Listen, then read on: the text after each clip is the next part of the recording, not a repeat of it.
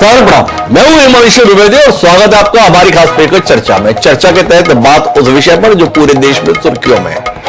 महाराष्ट्र की सियासत में एक स्टैंड अप कॉमेडियन की एंट्री, उसके द्वारा किया गया कटाक्ष के बाद नेताजी के समर्थकों द्वारा किया गया हमला और हमले के बाद बयानबाजी का न रुकने वाला अंतहीन सिलसिला। आप समझ गए, हम बात कर रहे हैं एकनाथ शिंदे की, हम बात कर रहे हैं कुणाल कामरा की, हम बात कर रहे हैं महाराष्ट्र राज्य की और हम बात कर रहे हैं व्यंग्य की विधा की।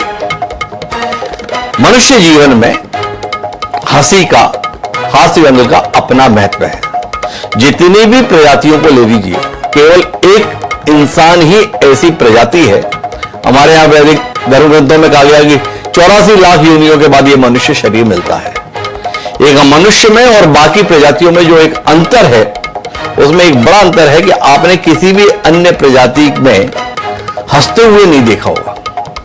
केवल और केवल इंसान को ही कुदरत ने या ईश्वर ने यह नियामत बख्शी है कि वह अपनी भावनाओं की अभिव्यक्ति हंसते हुए कर सकता है। आपने अन्य प्रजातियों में आंसू निकलते तो देखे होंगे, पर हंसते हुए नहीं देखा होगा। पर यह हंसने के संदर्भ में जो कुदरत ने विशेष नियामत मनुष्य को बख्शी है, उस नियामत पर नजर लग रही है। लोग नाराज हो जाते हैं, लोग गुस्सा हो जाते हैं। ताजा मामला यह है कि एक स्टैंड अप कॉमेडियन है कुणाल कामरा, समय समय पर सुर्खियों में रहते हैं अपनी हरकतों को लेकर, अपने तरीकों को लेकर। ताजा मामला यह हुआ कि एकनाथ शिंदे अपने बागी तेवरों के साथ में मुख्यमंत्री पद की शपथ ले लिए और फिर मुख्यमंत्री से उप मुख्यमंत्री की शपथ ले लिए। कुणाल कामरा ने अपने एक शो में एकनाथ शिंदे की इस यात्रा पर कटाक्ष कर दिए। उनके द्वारा उद्धव ठाकरे की सरकार से की गई बगावत को गद्दारी के तौर पर निरूपित किया। उनके इस कदम के संदर्भ में अपनी तरीके से अभिव्यक्ति की।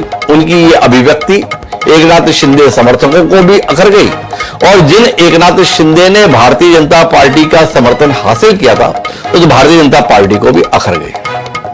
अखरने में कोई आपत्ति भी नहीं, लेकिन उसकी परिणति हुई कुणाल कामरा के स्टूडियो पर बड़ी संख्या में शिव सैनिकों के द्वारा हमले के रूप में, देवेंद्र फडणवीस की आपत्ति के रूप में। और सबसे ज्यादा आपत्तिजनक हुआ वो ये कि एकनाथ शिंदे की पार्टी से जुड़े हुए एक नेता हैं जो स्वच्छता मंत्री के पद पर हैं, गुलाब रघुनाथ पाटिल।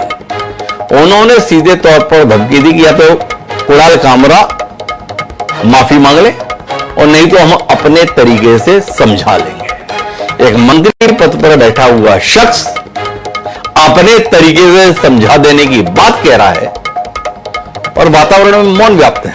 तो इस मौन को तोड़ने के लिए हम चर्चा कर रहे हैं। हमारे इस चर्चा का हिस्सा बनने के लिए कुछ खास मेहमान मौजूद हैं, उनसे आपका परिचय कराएं और इस प्रासंगिक और गंभीर विषय पर कुछ बात करने की कोशिश करें। उससे पहले समय है आज के विचार सूत्र का। महान विचारक हुए, लेखक हुए, कवि हुए, दार्शनिक हुए वॉल्टेयर। उन्होंने बड़ी कमाल की बात कही थी। उन्होंने तकरीबन 400 साल पहले यह कहा था कि आप जो कहते हैं वह मुझे पसंद नहीं है, लेकिन मैं इसे कहने के आपके अधिकार की मृत्यु तक रक्षा करूंगा। क्या कमाल की बात वॉल्टेयर ने कही थी, जब लोकतंत्र के संदर्भ में इतनी बातें भी नहीं होती थी। राजतंत्र का दौर था, पर उस दौर में वॉल्टेयर ने यह कहा था कि जो आप कह रहे हैं वो भले ही मुझे नापसंद है, पर आपका जो कहने का अधिकार है उसकी मैं मरते दम तक रक्षा करूंगा। इस देश के संविधान में भी अभिव्यक्ति की आजादी की स्वतंत्रता दी गई है। उसमें कुछ सीमित प्रतिबंध भी हैं, पर उसमें यह माना गया कि एक व्यक्ति को अपने मनोभावों को अपने एक तरीके से कहने की अनुमति है, इजाजत है। पर वो इजाजत क्या खतरे में है, इस बात को अपने जहन में रखते हैं और साथ में चर्चा के लिए आगे बढ़ते हैं। हमारे साथ जो खास मेहमान हैं उनमें किशोर तिवारी जी हैं, प्रवक्ता हैं शिवसेना उद्धव ठाकरे वाली के। हमारे साथ में संजय पाटिल हैं, प्रवक्ता हैं शिवसेना शिंदे वाली के। हमारे साथ श्वेता शालिनी जी हैं, प्रवक्ता हैं भारतीय जनता पार्टी की। और इन सब के बीच में हमारे साथ में सुनील पाल जी हैं, जाने माने कॉमेडियन हैं, स्टैंड अप कॉमेडियन हैं, एक्टर हैं, वो भी हमारे साथ हैं। सुनील पाल जी से हम चर्चा की शुरुआत करेंगे, पर कुछ बयानों पर दृष्टि डालेंगे और उसकी रोशनी में सुनील पाल जी से जानेंगे कितना भयाक्रांत हैं सुनील पाल जी या कितने आश्वस्त हैं सुनील पाल जी। चेहरे पे दाढ़ी, आंखों में चश्मा, हाय थाने की रिक्शा, चेहरे पे दाढ़ी, आंखों में चश्मा, हाय एक झलक दिखलाए कभी वो हाटी में छुप जाए, मेरी नजर से तुम देखो गद्दार नजर वो आए, मंत्री नहीं वो दल बदलू है और कहा क्या जाए, जिस आए उसमें।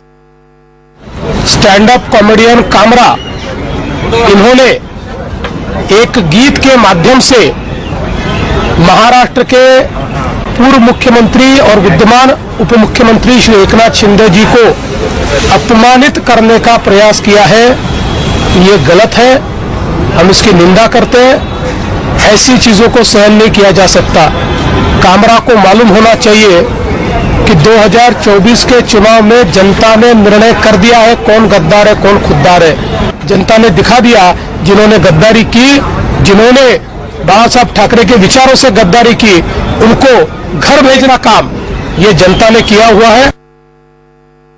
कुणाल कामरा जे सत्य आहे ती जनभावना बोललेला आहे आणि असं जर असेल तर तुम्ही सांगा की जो कोणी सत्य बोलेल सत्यमेव जयते खोडून टाका आणि गद्दारमेव जयते लावा। नहीं, इस हमले से शिवसेना का कोई संबंध नहीं, ये गद्दार सेना ने किया है, इसका कोई शिवसेना से लेना देना नहीं है। जिसके खून में गद्दारी है वो शिवसैनिक हो ही नहीं सकता। वो माफी नहीं मांगेंगे तो हम हमारे स्टाइल से उनको बताएंगे। माफी ना मांगने की बात करना वो उनकी बात है। आदित्य ठाकरे वकील है ना, उन्होंने उनकी वकालत ली होंगी। दाढ़ी बोलेंगे, चश्मा बोलेंगे, रिक्शा वाला बोलेंगे, ये अपमान हम सहन नहीं करेंगे। वो माफी नहीं मांगता है तो बाहर तो आएगा ना, कहाँ छुपेगा। तो अपना अपना पक्ष है, अपना अपना तेवर है। क्यों करते हैं आप सब लोग ऐसा सुनील पाल जी, जिससे लोगों की भावनाएं इस कदर आहत हो जाती हैं?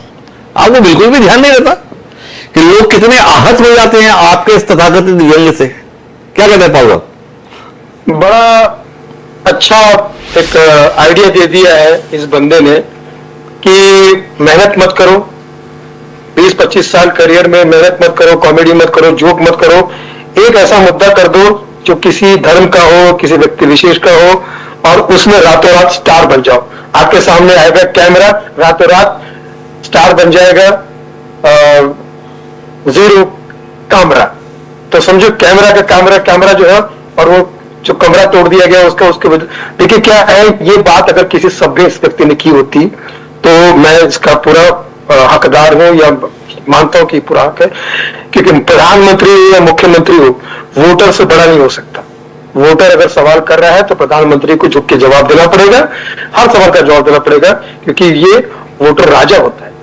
लेकिन ये जो सवाल करने वाला व्यक्ति वोटर हो, देशभक्त हो, देश के प्रति उसे चिंता हो, फ्रीडम ऑफ स्पीच का देश के लिए इस्तेमाल कर रहा हो, तो समझ में आता है। लेकिन एक व्यक्ति जिसका पिछला विभाग जो है इस तरह से रहा कि उसने गाली गलौज के वीडियो की हो, गालियां देकर ऐसी गंदी गालियों के वीडियो बनाए हो, शराब पी के, शक्ल से वल्गर, बातों से वल्गर, चरसी गंजीर लगने वाला व्यक्ति आज यहाँ पर ये कर रहा है और फ्रीडम ऑफ स्पीच का फायदा ले रहा है। ये किसी देश के लिए नहीं कर रहा, किसी व्यक्ति, मैं देखिए मैं फिर किसी नेता की तारीफ नहीं करूंगा या किसी उसके लिए नहीं करूंगा, लेकिन इस व्यक्ति ने सवाल किया है, इसमें इसकी नीयत पता चल रही है। ये जानता था कि मैं ऐसा करूंगा तो तोड़फोड़ होगी, ऐसा करूंगा तो मोर्चे होंगे, ऐसा करूंगा तो ये होगा, और इसका डायरेक्ट इनडायरेक्ट फायदा इसे होगा, क्योंकि ऐसे ही कर करके इसी टाइप के कुछ लोग नंगा नाच नाचते हैं, बाद में बिग बॉस वाले इनको बुलाते हैं, फिर कुछ ऐसे प्लेटफॉर्म, ताकि ये, क्योंकि ये कलाकार, इनको इनसे मेहनत होगी नहीं ना, ये जोक बना सकते हैं। कौन से मंचों पे अपने इनको कॉमेडियन कहा जाता है। कॉमेडी कितनी बड़ी चीज होती है मालूम है? घर से मस्जिद है दूर, चलो ये कर ले, किसी रोते हुए बच्चे को हंसाया जाए। Laughter is the best medicine. भगवान के दूसरे काम को हंसी या लाफ्टर माना गया है, वो इनसे होगी। कॉमेडी कर सकते हैं। आज से इनका किसी शो में आपने देखा है? कहीं किसी कॉमेडी शो में इनका जिक्र दिखा है आपने? नहीं।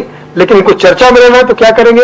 ऐसा कुछ काम करेंगे जिसकी वजह से समाज का भले थोड़ा सा नुकसान हो जाए, लेकिन इनका भर भर के फायदा हो। अपना काम बनता, बाहर में जाए जनता। मैं तो ऐसे लोगों को आतंकवादी कहता हूं और इनको सजा होनी चाहिए। सवाल नेताओं से हमें होना चाहिए, मैं खुद करना चाहूंगा। मेरे 3 सवाल है आपसे। आपने सीधे तौर पर कुणाल कामरा की शख्सियत को खारिज कर दिया, उनके काम को खारिज किया अतीत के उदाहरण के आधार पर कुणाल जी के संदर्भ में। मेरे 3 सवाल आपसे हैं बारी बारी से। पहला सवाल कि अगर कुणाल कामरा के तरीकों में आपत्ति है तो क्या उसका जवाब एक लोकतांत्रिक सरकार का मंत्री अपने समर्थकों को भेजकर स्टूडियो में तोड़फोड़ के तौर पर देगा? क्या सरकार में बैठा हुआ मंत्री यह बयान देने का अधिकारी है सुनील पॉल के अनुसार कि हम अपने तरीके से समझा लेंगे अगर माफी नहीं मांगी? या सुनील पॉल मानते हैं कि वो आपत्तिजनक कर रहा है पर इस देश में एक कानून व्यवस्था है, कानून के दायरे में रहकर ऐसे व्यक्तियों को उनकी जगह तक पहुंचा जाने का विकल्प अपनाना चाहिए? पहला सवाल इस संदर्भ में। दूसरा सवाल आपसे यह कि कुणाल कामरा ने अतीत में गालियां दी, उन पर आपत्ति है, उस पर कार्रवाई हो, पर एकनाथ शिंदे पर जो पैरोडी बनी है, ऐसी पैरोडी हमने अतीत में भी कई बार सुनी है। अगर आज शरद जोशी होते तो शायद जेल में दिखते। वो जिस तरीके से मंच पर इंदिरा गांधी के प्रधानमंत्री रहते हुए उनकी नकल किया करते थे, उनके अंदाज में अभिव्यक्ति किया करते थे और उसका आनंद इंदिरा गांधी भी लेती थी और उनके समर्थक भी लेते थे, ये हमारे यहां एक स्प्लिट रही। इस एकनाथ शिंदे के संदर्भ में जिस पैरोडी पर इतनी अभिव्यक्ति है, इसको लेकर आपकी क्या आपत्ति है? दूसरा सवाल। और तीसरा सवाल कि आने वाले समय में क्या आपको नहीं लगता है कि ऐसी प्रतिक्रिया किसी को भी कुछ भी कहने से रोकने के संदर्भ में भूमिका निभा सकती है? तीन विषयों पर आपकी टिप्पणी। पहली बात ये जो सो कॉल्ड यूट्यूबर जो गाली गलौज करके अपना करियर बनाना चाहते हैं क्योंकि टैलेंट इनके पास में है नहीं, तो इससे आलतू फालतू बातें करके जो अपना करियर बनाना, गालियां बहुत देते हैं, बहुत गाली, इनकी सारी वीडियो उठेगी इस टाइप के जो लोग उठेंगे, तो इनका कुछ हुआ नहीं, कहीं कुछ हुआ नहीं, तो इनको क्या लगता है ऐसा कुछ करो, देखिए आपने कहा ना तोड़ फोड़ होगी, इनको ये पूरा प्लानिंग बनाते हैं कि ऐसा कुछ करो यार कि जिसकी वजह से 5% भी जनता अगर भड़क गई ना तो अपना भला हो जाएगा, ठीक है। तो ये क्या करेंगे, किसी धर्म व्यक्ति विशेष को या धर्म को या किसी चीज को ऐसा लाएंगे, इनको पता है कि तोड़फोड़ होगी। आज आप बोलोगे तोड़फोड़ की गई, इनको पहले से ही पता था कि तोड़फोड़ होगी हमारी इस दुष्कर्म पे। अब सारी चीजें पूरा प्लानिंग के साथ में थे। आज मुझे बताइए 25 साल से मैं परफॉर्म कर रहा हूँ या 50 साल से राजू भाई परफॉर्म कर रहे हैं या इसके पहले कुमार विश्वास परफॉर्म कर रहे हैं या कोई, और हर आदमी वेन करता है। आपको बता दो ऐसे ऐसे कवि जो बीजेपी में, ये शब्द खोलना पड़ रहा है, बीजेपी के लिए इतना व्यंग करते, कभी किसी का नुकसान नहीं हुआ, कभी किसी को प्रॉब्लम नहीं हुआ। लेकिन अगर आप अति करोगे किसी भी चीज की अति, और वो भी सिर्फ अपने स्वार्थ के लिए, अपने व्यूज बढ़ाने के लिए, क्योंकि आपको पता है कि टैलेंट तो है नहीं, जोक तो मैं कर नहीं पाऊंगा, मिमिक्री तो मैं कर नहीं पाऊंगा, कॉमेडी तो मैं कर नहीं पाऊंगा, मैं ऐसा क्या करूं कि चर्चा में हो, मेरा खर्चा चलता रहे, मेरा घर चलता रहे, मेरे दारू चर्च गांजा सब चलता रहे। मैं क्योंकि ये इतने घिनौने लोग होते हैं, इतने वल्गर लोग होते हैं कि इनको जनता से कोई मतलब, इनको जिस सामने हमारे देश के युवा लड़के लड़कियां बेचारी 20-20 साल के बैठे, उनको गालियां देते हैं ये लोग, इनका क्या ईमान धर्म है। तो मैं कहता हूं कि ये शब्द आदमी ने किया होता तो मैं खुद उसके साथ में होता, लेकिन ये पता ये सभ्य लोग नहीं है। पिछले 50 साल से बड़े बड़े कवियों ने किया है, किसी को किसी ने कोई हार नहीं पहुंचा, क्योंकि शब्दों में ये जिस टाइप की पैरोडी की है, मेरा ड्राइवर इससे अच्छा कर देगा, ना रदीप मिल रहा है, ना काफिया मिल रहा है, ना कुछ मिल रहा है, ना कुछ मिल रहा है, आलतू फालतू बातें की। बस इसका टारगेट ये था कि किसी तरह से एक झगड़ा शुरू किया जाए, जिसकी वजह से पूरे कैमरे, आज मुझे 25 साल से मुझे तो कभी कैमरे ने इतना नहीं घेरा जितना उस नाकारे को घेर दिया है, ठीक है। ये जो सो कॉल्ड जो पनौती का टाइप के लोग होते हैं, इनकी वजह से कॉमेडी शब्द का इस्तेमाल के साथ में करते हैं। हमारा धंधा कितना नुकसान में, हमारा काम कितना नुकसान में आ रहा है। आज हमारे शोज करने से पहले 10 बार आदमी सोचते हैं ये लोग भी तो गाली नहीं देते होंगे, ऐसा डरा हमारे ऑडियो को डरा दिया इन लोगों ने। ये काम के ना काज के दुश्मन समाज के जो शब्द सही है, इनको सजा होनी चाहिए। और ये जो फ्रीडम ऑफ स्पीच है, सवाल करने का सिलसिला, ये तो कभी भी नहीं रुकना चाहिए। भाई आपने अपना एजेंडा पूरा कह दिया, मेरे सवाल के उत्तर नहीं दिए। मैंने आपसे जानना चाहा कि उन्होंने आपत्तिजनक तरीके से अभिव्यक्ति की, तो क्या इसका समाधान गुंडे भेजकर, समर्थक भेज के स्टूडियो तोड़वाना होगा, या आप इस बात की हिमायत करेंगे कि इसके संदर्भ में केस दर्ज कराते, गिरफ्तारी होती, कोर्ट में केस चलता, गलत किया है सजा होती, या जिसकी लाठी उसकी भैंस, डंडा मेरे पास है, देखता हूं तुम कर क्या लेते हो? सुनील भाई जी इसकी हिमायत कर रहे हैं क्या? आप जब घर बैठ के अपना दिमागी शैतानी दिमाग इस्तेमाल करोगे कि मैं कुछ ऐसा कर दूंगा जिसकी वजह से तोड़फोड़ होगी ही होगी, तो आप कितने लोगों को रोकोगे? 100 लोगों को रोकोगे, 90 लोगों को रोकोगे? 5-10% तो लोग आके चिल्लाएंगे ना, क्योंकि उनको आपने अपने गंदी नीयत से, गंदी सोच से इस टाइप का काम किया, जिसकी वजह से वो लोग भड़के। अरे उनकी गंदी सोच, पर सरकार के मंत्री हैं माननीय गुलाब रघुनाथ पाटिल, कह रहे माफी मांग लें, नहीं तो अपने तरीके से समझा देंगे। इसके भी समर्थन में खड़े सुनील पाल। अपने अपने तरीके से समझाने में बहुत सारी चीजें आती है। आप ये क्यों समझिए कि वो गुंडागर्दी करेंगे? आप पत्रकारों को भी तो दिमाग है नहीं ना, दिमाग अपने घर पे रख के आते हो। हाँ, बिल्कुल। कोई तरीका हो सकता है उनका, कोई और भी तरीका, एक ही तरीका थोड़ी हो सकता है। लेकिन जिस तरह की इसने हरकत की है, इसको तो सिर्फ सजा बनती है और इसको होना चाहिए सजा। मैं समझता हूँ कि इसने तो अपने सोकॉल्ड जो नहीं सुनील भाई थोड़ा रुकिए ना, आप अपना दिमाग लगा के बताइए। हमारा दिमाग तो घर में रखा हुआ है, वो अपने तरीके से समझा देंगे। थोड़ा हम भी समझे आपसे उनके अपने तरीके जिसे आप समझ पाए। हमें तो यही तरीका समझ में आया जिसमें स्टूडियो में जाके तोड़फोड़ कर दी है। थोड़ा सुनील पाल समझाए। हो सकता है मिले वहां पे लाइव करें, लोगों को बताया कि भैया बताओ तुम कहना क्या चाह रहे हो, इसका क्या मतलब, इसका क्या मतलब है। ये भी हो सकता है जी भैया। आज कोई तंत्र मंत्र यंत्र सिर्फ हाथी के पास में नहीं है, हर मोबाइल वाला आदमी मीडिया वाला हो गया, ठीक है जी। तो हर आदमी, तो वो कोई बात छुपेगी नहीं। अपना तरीका कुछ और गुस्से में आदमी बोल देता है, लेकिन तुम उकसाया किसने भाई, मुझे बताइए ना, किसने उकसाया? अब आप विषयांतर करने, अभी आप बता रहे थे कि दिमाग घर पर रख कर आते हैं पत्रकार। तो आपसे पूछा, आप तो पूरे स्वस्थ मानसिकता के साथ है ना, थोड़ा बताइए। गुलाब रघुनाथ पाटिल ने कहा हम अपने तरीके से समझा देंगे। थोड़ा सुनील पाल जी के पास तो पूरा दृष्टि होगी ना, कौन कौन से तरीके जिससे समझाएंगे गुलाब रघुनाथ पाटिल? कौन से वो तरीके हैं शिवसेना के जिससे समझा गया है? मैं आपको समझाता हूं शिवसेना ने किस तरीके समझाया है। वंसल मेहता थे दिल पे मत ले यार के संदर्भ में, उनके कार्यालय में घुसकर तोड़फोड़ की थी शिवसेना ने, इस तरीके से समझाया था, ठीक है ना।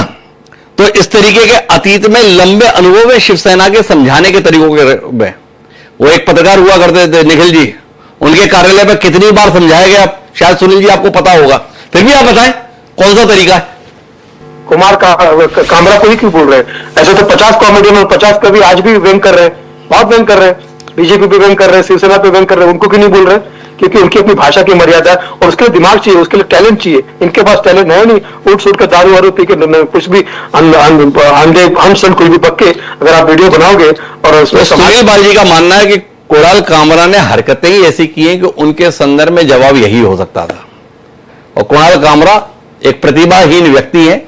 यह प्रतिभाहीन व्यक्ति सुर्खियां पाने के लिए कुछ भी अमर्यादित करने के लिए प्रयत्नशील है, तो उसके संदर्भ में प्रतिक्रिया आएगी ही। अगर संतुलित तरीके से, संयमित तरीके से अभिव्यक्ति होगी तो ऐसी नौबत नहीं आ सकती। कोई हस्तक्षेप करने जा रहे किशोर तिवारी जी, किशोर जी का एक बार हस्तक्षेप सुनते हैं और फिर संजय पाटिल जी के पास चलते हैं। जी किशोर जी, आप कुछ कहना चाह रहे थे?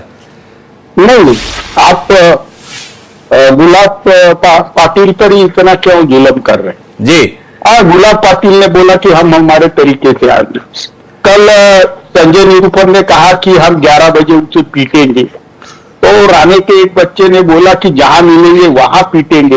राम कदम ने बोला कि इसके मुंह को हम तालिक लगा देंगे। अब मुझे बोलिए, अब सारा कानून तुम हाथ में ले रहे हो और ऊपर से पुलिस ने वो धार्मिक भावना, ये भावना, वो भावना, नेता की भावना, सबका लगा लिए उन पे धाराएं और वो कोर्ट में उनको हाजिर करेंगे। तो कोर्ट को निर्णय लेने दो ना। आप मुझे बताइए, सुनील पाल का मैं बहुत रिस्पेक्ट करता हूं क्योंकि वो मेरे गांव के पास से आते हैं और विदर्भ का नाम उन्होंने पूरे देश में चमकाया है। लेकिन सुनील पाल जी, मैं आपको बताता हूं कि ये रात के 3 बजे के ऑफिस तोड़ने की घटना नहीं होती और उसका वीडियो बनाकर ये सर्कुलेट नहीं करते। तो मैं बताता हूं, कुणाल कामरा को केवल 3 लाख लोगों ने देखा था। ये घटना होने के बाद अभी जो डाल रहा है वो गाना, थाने की रिक्शा, चेहरे पे दाढ़ी, आंखों पे चश्मा और ये सब चीजें इतनी चलने लगी। और मुझे बताइए ये किसने किया, ये काहे को किया?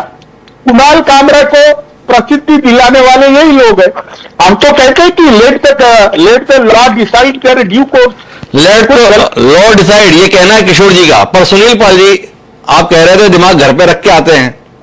किशोर जी ने बताया, देखो वो लोग तो तरीका ही बताते हैं। वही शिवसेना के हैं संजय निरूपम, उन्होंने बोला 11 बजे पीटेंगे। पीटने को किस तरीके से देखते हैं आप? बस सहला देंगे या किसी और रूप में आप देखते हैं? कुणाल कामरा जो है वो इस वक्त भगवान की पूजा कर रहा होगा, सॉरी शैतान की पूजा कर रहा होगा, और बोला थैंक यू भगवान, थैंक यू शैतान, ये भी हुआ, अब मुझे 2 थप्पड़ और भी पड़ जाए तो और मैं चर्चा में आ जाऊंगा, और मुझे 2-3 दिन का जेल हो जाएगा तो और मैं चर्चा में आ जाऊंगा।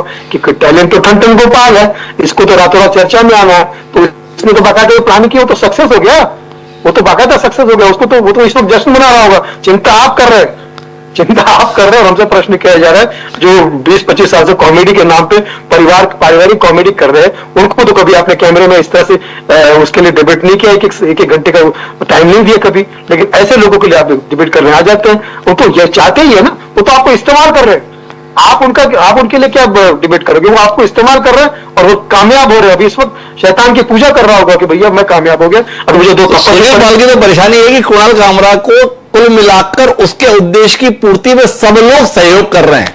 कुणाल कामरा ने एक गलत हरकत की और सारे लोग उसके एजेंडे को पूरा करने में लग गए। सुनील पाल की नाराजगी के संदर्भ में संजय पाटिल जी भी तो इसमें बराबर की भूमिका निभा रहे हैं।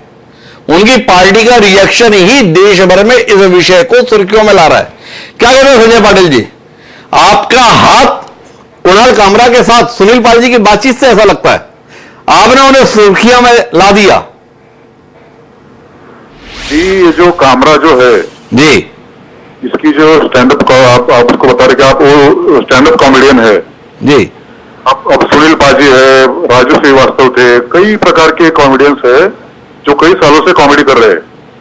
कॉमेडियन का जो उद्देश्य होता है, कॉमेडी का उद्देश्य कि लोगों का दिल बहलाना या लोगों को खुश करना, ये किसी का दिल दुखाना, विचार के लोगों को भड़काना, ये कॉमेडियन का काम नहीं है। अब गुलाबराव पाटिल साहब ने जो कहा कि हम अपने तरीके से समझाएंगे, तो हम समझाने के लिए उसके लिए हम सक्षम हैं। अगर कुछ लोग कानून की भाषा जिनको समझ में नहीं आती है या कानून को जानबूझकर कानून का उल्लंघन कर रहे हैं या किसी संवैधानिक पद पर बैठे हुए बड़े व्यक्ति के बारे में इतने निचले स्तर पर जाकर टीका टिप्पणी कर रहे हैं, तो उनको शिवसेना के स्टाइल में समझाना हमें आता है। ये संजय पाटिल जी थोड़ा मैं आपसे समझना चाहता हूं, वो क्या सुनील पाल जी ने उत्सुकता जगा दी, वो आपका स्टाइल क्या है, थोड़ा स्टाइल के विषय में बताइए। शिवसेना का इतिहास देख लीजिए आप, जो लोग शिवसेना के खिलाफ या शिवसेना के विचारों के खिलाफ या नेता के खिलाफ जिन लोगों ने ऐसी टीका टिप्पणी की है, उनको हमने शिवसेना स्टाइल से आज तक हमने जवाब दिया है और आगे भी देते रहेंगे। अरे आप मुझे उलझन में डाल रहे हैं संजय पाटिल जी। देखिए इतने बड़े फनकार हैं, कलाकार हैं, अदाकार हैं सुनील पाल जी, वो भी नहीं समझ पाए कि वो शिवसेना की स्टाइल क्या है। उन्होंने मुझसे भी कहा कि आप पत्रकार लोग दिमाग तो घर पर रखकर आते हैं, क्या होता है अपना स्टाइल, होता है वो समझाने वाले हों, होता है वहीं पे वीडियो बनाने वाले हों। तो थोड़ा आप बताइए ना संजय पाटिल जी, वो स्टाइल क्या है जिसके संदर्भ में पाटिल साहब ने बोला था और आप भी बोल रहे हैं हाँ हमारा स्टाइल है, तो स्टाइल बताइए ना, क्या है स्टाइल। तो सभी ने देखा, आप लोगों ने टीवी पर देखा ना कि जो उनके जो हुआ क्या उनका स्टूडियो का जो हाल हुआ, वो भी हमारी स्टाइल है। जी सुनील पाल जी समझ में आप समझाया आप संजय पाटिल जी ने, ये है हमारा स्टाइल, क्या लगा आपको? देखिए आपको क्या जिस चित्र की वो इस्तेमाल कर रहा है, कामरा जो है वो इस्तेमाल कर रहा है आपको भी और हमारे भाइयों को भी जी। वो सिर्फ बदनाम होना चाहता है क्योंकि उसको नाम होने के ऊपर उसके टैलेंट नहीं है, तो बदनाम होना चाहता है और बदनाम होने के लिए जो कर सकता है, जितनी निचली हरकत कर सकता है वो करेगा और जितना निचली हरकत कर सकता है वो करेगा। तो संजय पाटिल जी सवाल इस बात का है कि आपके पास तो कानून है, सरकार है आपकी, एक व्यक्ति जिसके संदर्भ में आपको लगता है अमर्यादित तरीके से व्यवहार कर रहा है, तो आपको आपकी पुलिस में भरोसा नहीं है, अपनी कानून व्यवस्था पर भरोसा नहीं है कि उसके माध्यम से उसे सबक सिखाया जा सकता है, उसके अंजाम तक पहुंचाया जा सकता है। हम संविधान पर विश्वास रखते हैं, कानून पर विश्वास रखते हैं, पुलिस पर विश्वास रखते हैं, लेकिन अगर कोई व्यक्ति मानसिक विकृति का आधार लेकर अगर जानबूझकर किसी विचारों के समुदाय को अगर भड़काता है, तो वो जो प्रतिक्रिया जो आती है वो प्रतिशत होती है, वो प्रतिक्रिया वो प्राकृतिक होती है। तो उनको भी समझना चाहिए ना कि हम किसके खिलाफ हम बोल रहे हैं। एक बड़ी उलझन है मेरी, जो कुणाल कामरा ने कहा उसके समर्थन में आपके आराध्य बाल ठाकरे जी के सुपुत्र उद्धव ठाकरे जी दम ठोक कर खड़े हो गए। बोले क्या गलत कहा, ठीक तो कहा, इस पर क्या कहते हैं आप?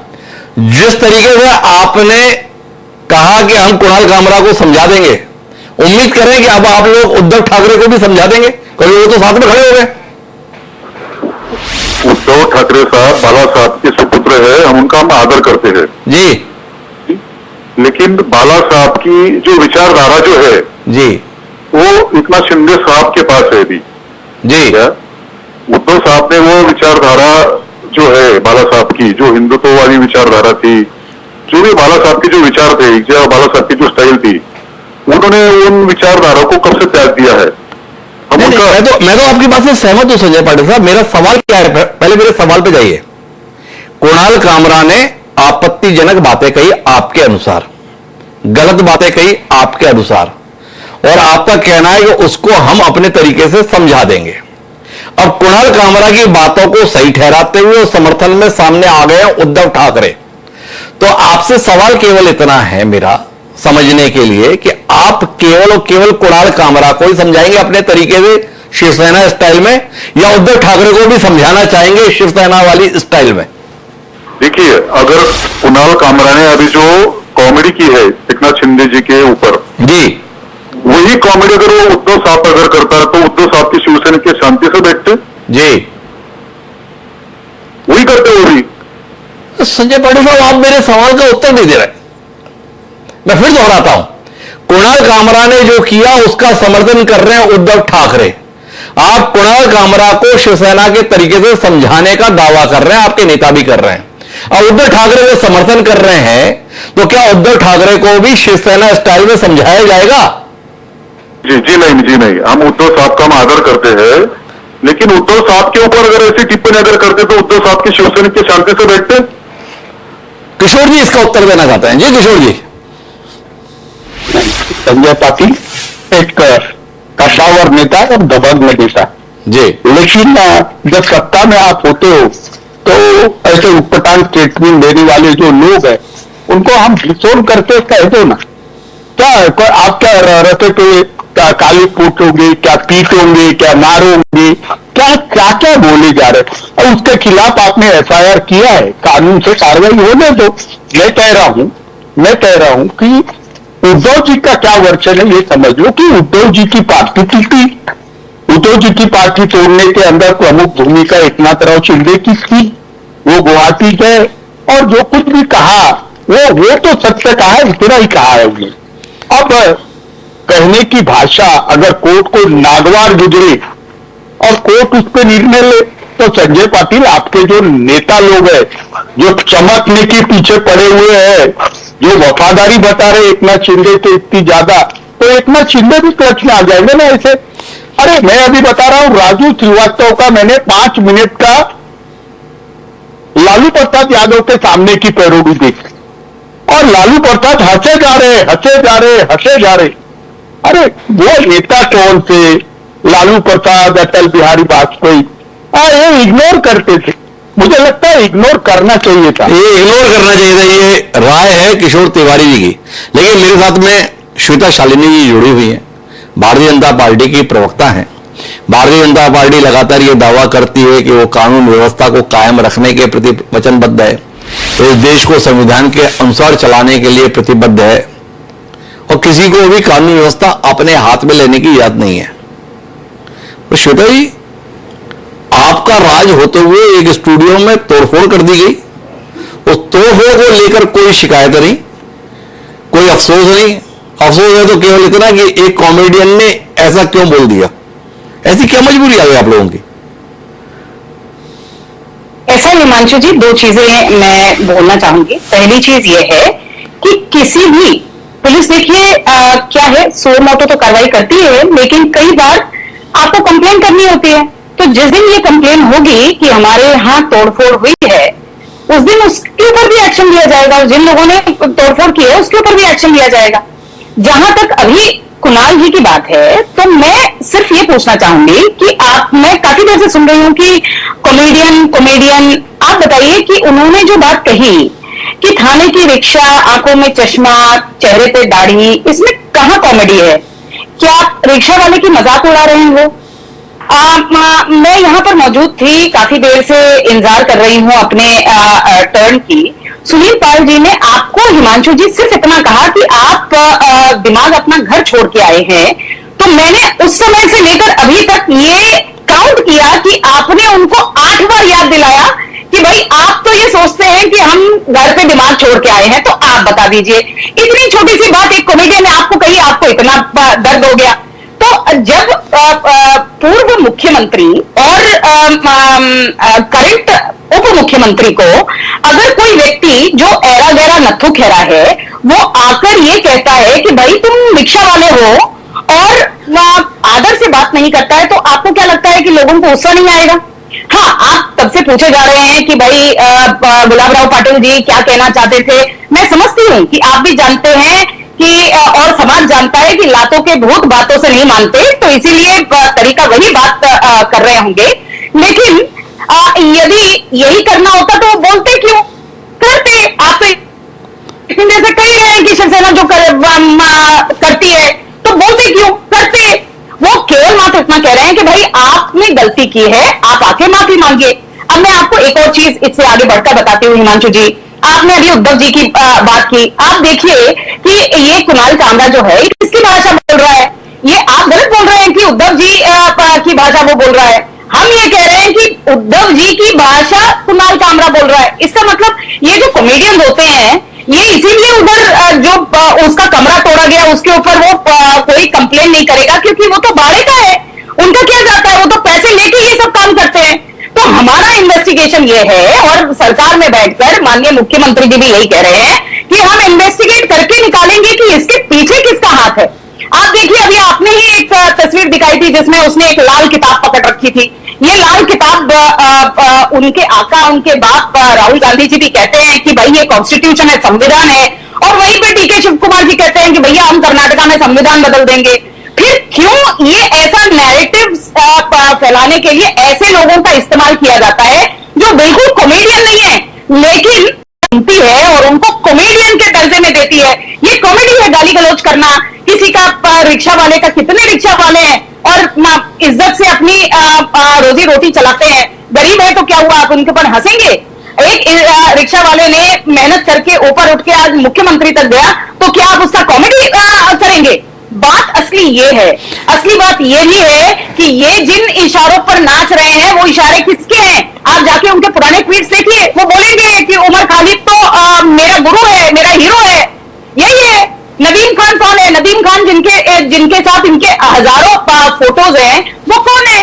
दिल्ली राइट में साफ साफ बोला गया हाईकोर्ट में कि भाई हमने बहुत लोगों का इस्तेमाल किया, सोरा भास्कर जैसे बहुत लोग का इस्तेमाल किया, ऑल्ट न्यूज जैसे बहुत लोगों का इस्तेमाल किया।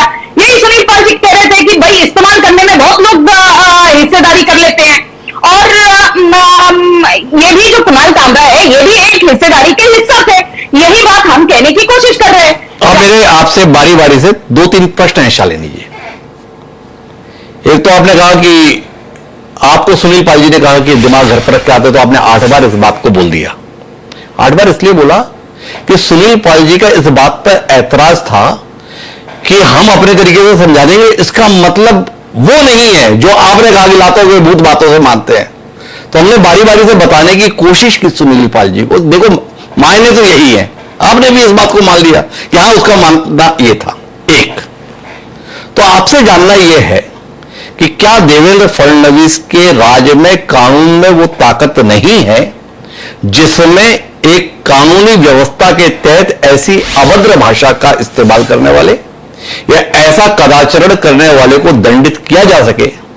क्या यह वाकई जरूरी है कि लोग सीधे सड़क पर जाएं और हमला बोलकर उसको सबक सिखाएं? शालिनी जी, इस पर पहली टिप्पणी है। क्या देवेंद्र फडणवीस की सरकार इतनी असहाय है? एक। दूसरा, आपने सीधे तौर पर यह कहा कि यह कुणाल कामरा की भाषा नहीं है, उद्धव ठाकरे की भाषा को कुणाल कामरा ने बोला है। हम तो पूछ रहे थे संजय पाटिल जी से कि भाई आपको कुणाल कामरा की भाषा पर ऐतराज है, उसको अपने तरीके से समझाएंगे। आपने तो खुद खुलासा कर दिया कि यह तो उद्धव ठाकरे का कराया धरा है। पर संजय पाटिल साहब में तो हिम्मत नहीं है, वो तो बोले नहीं हम उद्धव ठाकरे जी के खिलाफ कुछ नहीं करेंगे, जिसके इशारे पर किया जा रहा उसके खिलाफ कुछ नहीं करेंगे, जिसने किया बस उसके खिलाफ करेंगे। तो दोनों विषयों पर आपको रोशनी मिले। देवेंद्र फडणवीस इतनी असहाय सरकार चला रहे हैं कि बेचारे एकनाथ शिंदे के सम्मान के लिए उनके लोगों को खुद ही हाथ में लाठी लेनी पड़ेगी, एक। और दूसरा, एक उद्धव ठाकरे के संदर्भ में इतने हाथ पैर क्यों कांप रहे हैं जिन लोगों को लग रहा है कि उन्होंने ये सब कराया? शालिनी जी। देखिए ऐसा है हिमांशु जी, अभी मैंने जब आपको गिनवाया कि 8 बार आपने ये बात बोली, आप द्विवेदी हैं, दो वेद पढ़ के आए हैं, तो बिल्कुल मुझे समझ में आया था कि आपको समझ में आया है।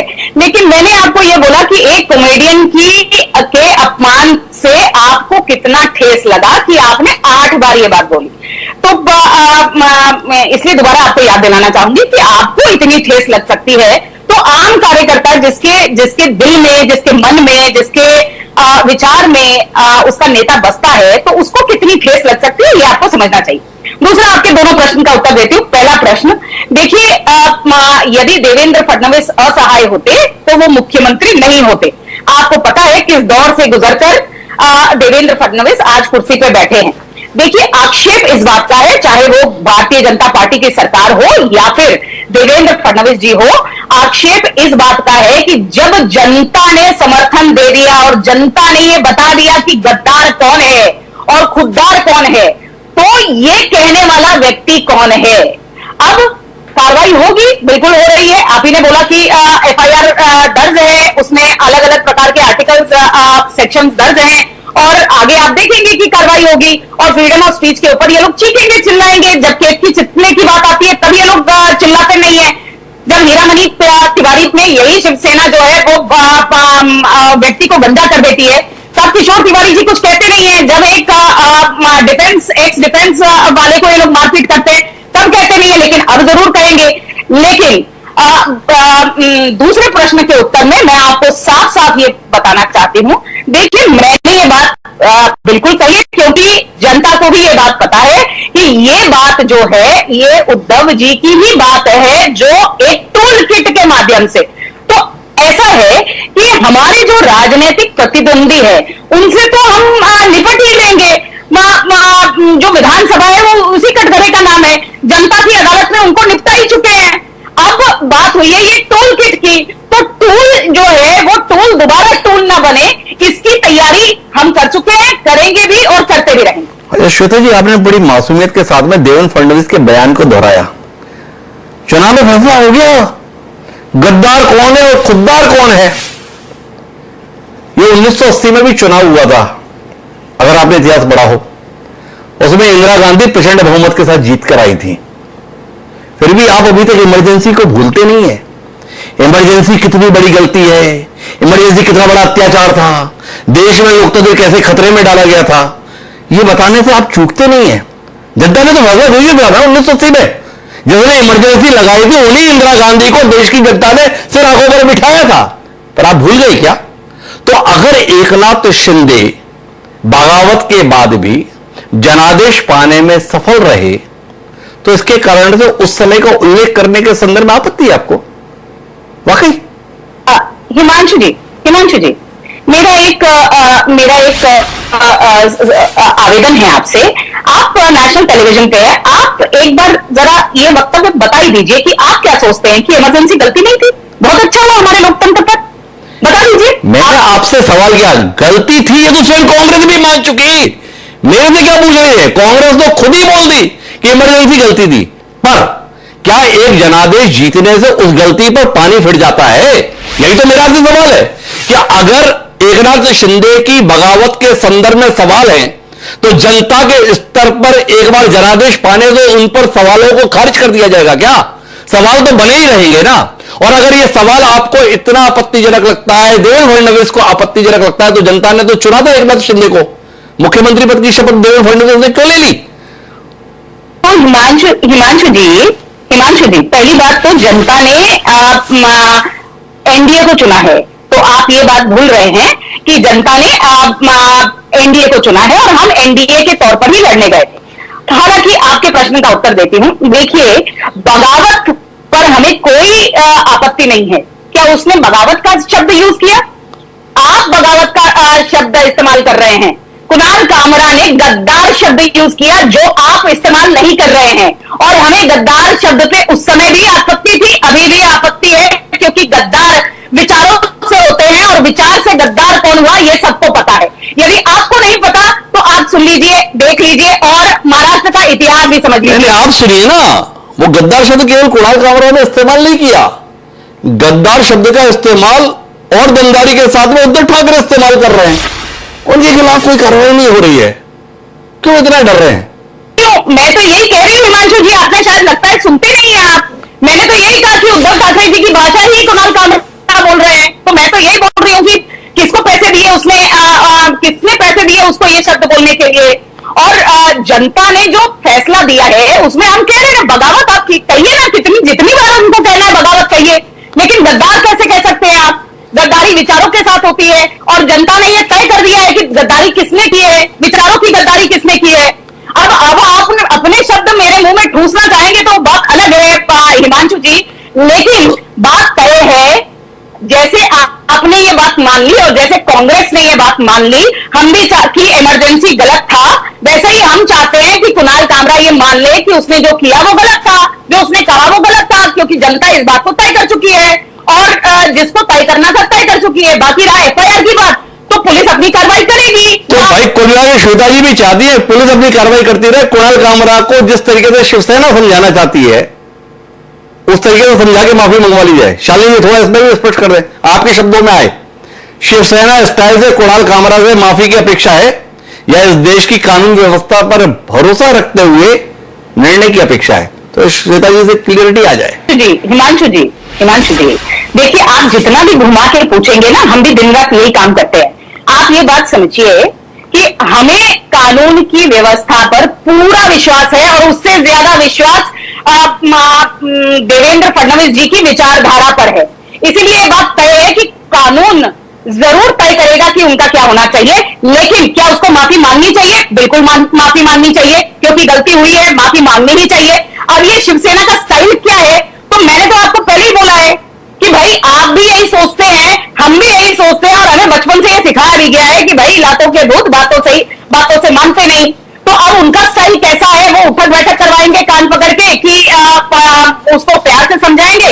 ये अपना संजय पाटिल जी देख लें या गुलाब राव जी देख लें। तो कुल मिला के देवेंद्र फडणवीस कुछ नहीं देखेंगे, श्वेता जी सीधे तौर पर बता रही है। वो बार बार कह रही है आप अपने शब्द मत दीजिए, लेकिन एक लोकतांत्रिक सरकार, एक निर्वाचित सरकार, एक संवैधानिक दायरे में चलती हुई सरकार में बैठे हुए लोग अगर ये सीधे तौर पर कह रहे हैं कि वो अपने तरीके से समझाने के लिए स्वतंत्र हैं, तो इस पर किशोर तिवारी जी क्या कहते हैं, ये जानने में मेरी दिलचस्पी है।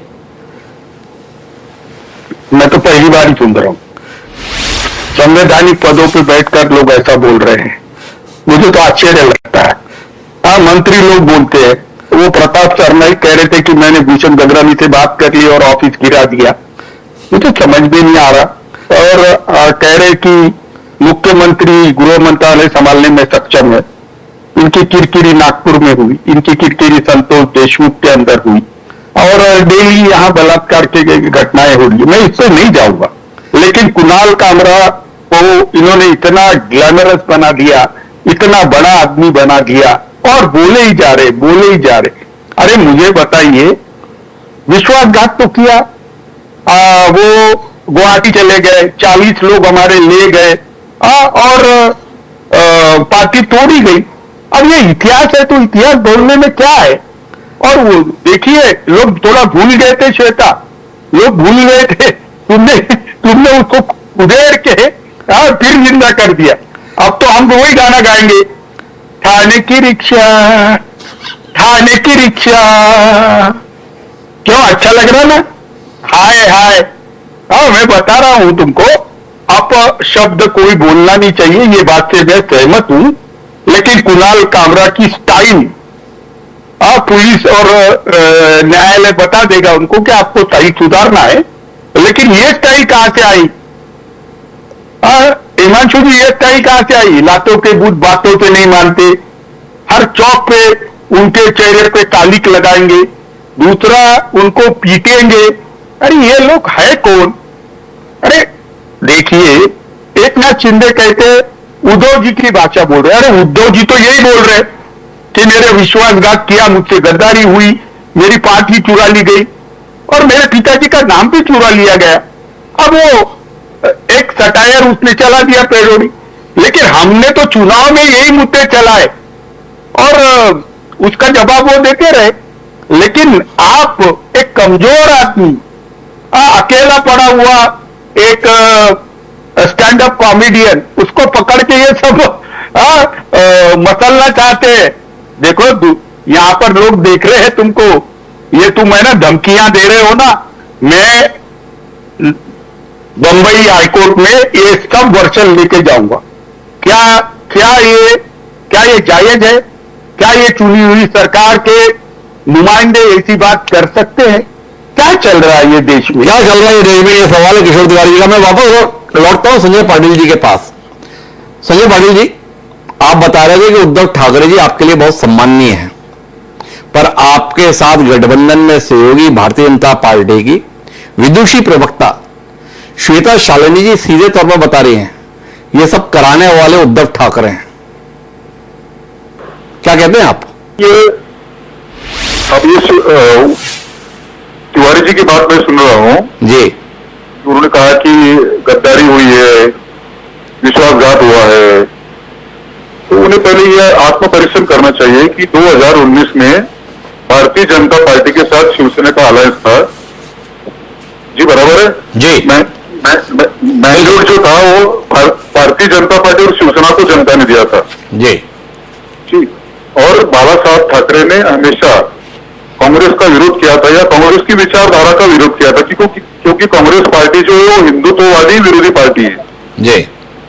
इसलिए उद्धव साहब ने हिंदुत्ववादी पार्टी के साथ जो विचारधारा के आधार पर जो अलायंस की थी और मैंडेट भी मिला था, सिर्फ मुख्यमंत्री पद को पाने के लिए बाला साहब ठाकरे के विचारों को, विचारधारा को त्याग कर कांग्रेस की गोद में जाकर बैठे और जो बाला साहब ठाकरे को उन्होंने आश्वासन दिया था कि मैं एक शिवसैनिक को मुख्यमंत्री ही करूंगा, वो खुद मुख्यमंत्री बन गए।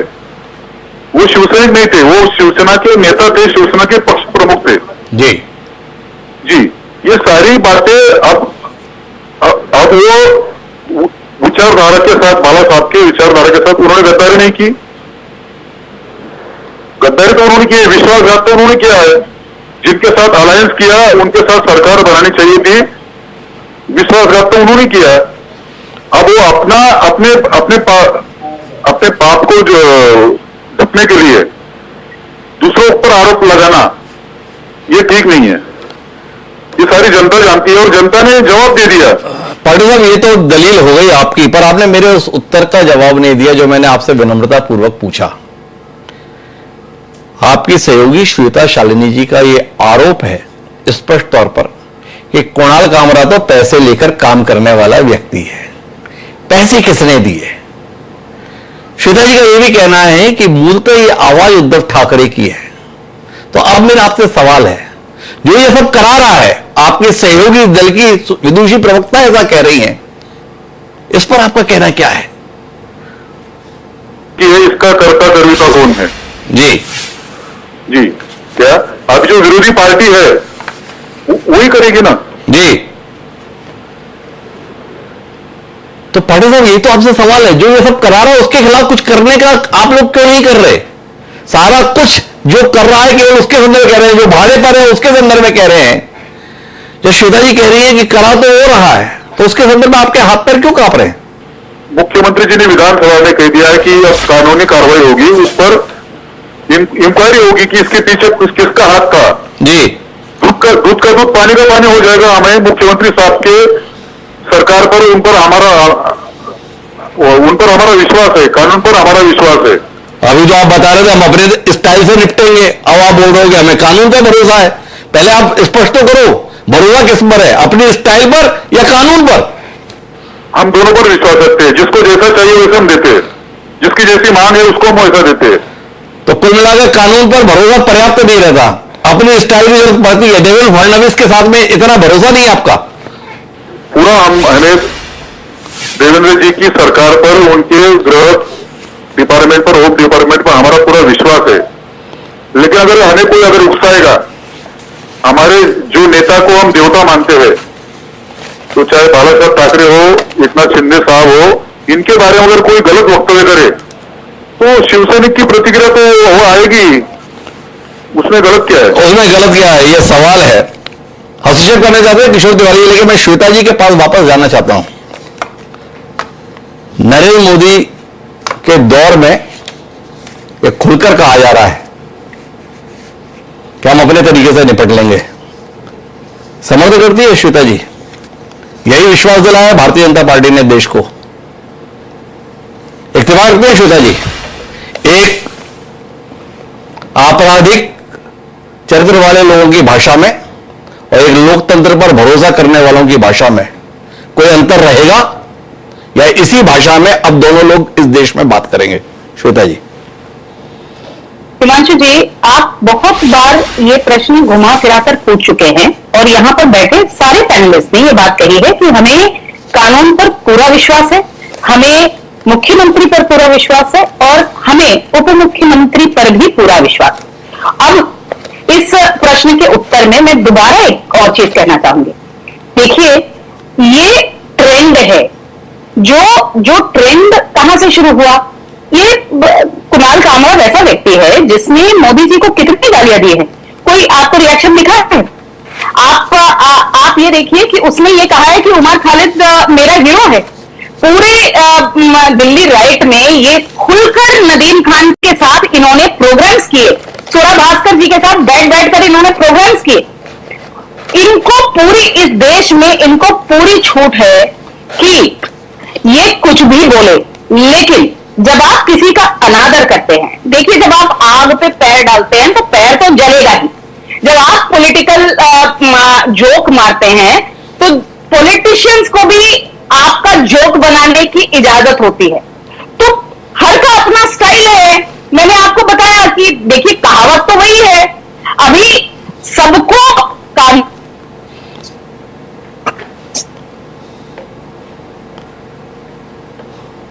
स्टाइल तो वही है, ये श्वेता जी का कहना है। मैं आखिरी टिप्पणी के लिए किशोर जी के पास चलता हूं, मेरा समय समाप्त हो रहा है। जी किशोर जी। नहीं, मैं एक छोटी सी बात करूंगा। जब हमने कांग्रेस से समझौता करके महाविकास आघाड़ी बनाई तो हमारे साथ एक नाथ शिंदे थे और 2.5 साल वो हमारे साथ रहे और कांग्रेस के गोदी में बहुत अच्छे से बैठे थे। और एक नाथ शिंदे से विवाद कहां हुआ कि नगर प्रशासन मंत्रालय या नगर विकास मंत्रालय की कुछ फाइलें कुछ लोगों ने हैंडल करे और डायरेक्टली सीएम के पास जाने के बाद वो हर्ट हुए। बाद में तो वो बहुत सक्रिय हो गए और उन्होंने पार्टी तोड़ दी। देखिए, ये रिकॉर्ड पर है कि जब शरद अजीत पवार कुछ लोग लेके गए थे तो ये एकनाथ शिंदे थे, वो उनको सबको वापस लेके आए थे। मैं बता रहा हूं कि एकनाथ शिंदे को मुख्यमंत्री बनाने के लिए उद्धव ठाकरे ने आखिरी तक प्रयत्न किया, लेकिन शरद पवार जी के बहुत आग्रह के बाद उद्धव जी को ये पद लेना पड़ा और एकनाथ शिंदे इसके बाद कन्विंस हो गए थे। लेकिन कोई सत्ता की लड़ाई में विवाद होने की वजह से उन्होंने और कार्य पद्धति के वजह से नाराज होकर उन्होंने पक्ष तोड़ा। पर हमारा विषय ये तो था ही नहीं कि एकनाथ शिंदे क्यों पार्टी तोड़े, एकनाथ शिंदे ने बगावत क्यों की। महत्वपूर्ण बात केवल इतनी है कि अगर हम एक लोकतांत्रिक देश में हैं, एक विधि सम्मत राज्य का हम हिस्सा हैं, अगर कानून ही सर्वोपरि है तो चाहे कोई भी दल हो या कोई भी नेता, क्या उसको अपनी आपत्ति को हिंसक तरीके से अव्यक्त करने का अधिकार है? क्या सत्ता में बैठा हुआ शख्स अपने तरीके से समझाने की बात खुले तौर पर कर सकता है? और अगर वह खुले तौर पर यह बात कह रहा है तो क्या इसका आशय यह नहीं लगाना चाहिए कि निर्वाचित सरकार पर उस मंत्री या नेता का भरोसा नहीं है? महाराष्ट्र के संदर्भ में क्या देवेंद्र फडणवीस के नेतृत्व में सरकार इतनी सक्षम नहीं है कि आपत्तिजनक कथन करने वालों को, आपत्तिजनक भाषा का इस्तेमाल करने वालों को या किसी की गरिमा के खिलाफ व्यवहार करने वालों को कानूनी दायरे में रहकर सजा दिला सके? ये सवाल है। इसका उत्तर आने वाले समय में महाराष्ट्र और फडणवीस के नेतृत्व वाली सरकार को ही देना होगा। यह देश देखेगा कि सरकार लाचार रहेगी और शालिनी जी के शब्दों में लातों के भूत बातों से नहीं मानते हैं तो लातों का प्रयोग चलता रहेगा। आने वाला समय इसका उत्तर देगा। आप सभी मेहमानों का बहुत बहुत धन्यवाद हमारे इस चर्चा का हिस्सा बनने के लिए। सवाल एक शेर की शक्ल में है। शेर कुछ यूं है कि सवाल यह है हवा आई किस इशारे पर। सवाल ये है हवा आई किस इशारे पर, चराग किसके भुजे, ये सवाल थोड़ी है। नादिम नदीम ने जो यह बात कही, इसमें सारे सवाल हैं। शालिनी जी का यह दावा कि हवा उद्धव ठाकरे के पास से आई, या यह संशय कि हमला किन्हीं और लोगों के द्वारा करा दिया गया। आने वाले समय में इसको उत्तर मिलेगा। और मुझे भी यह कल फिर मिलेंगे।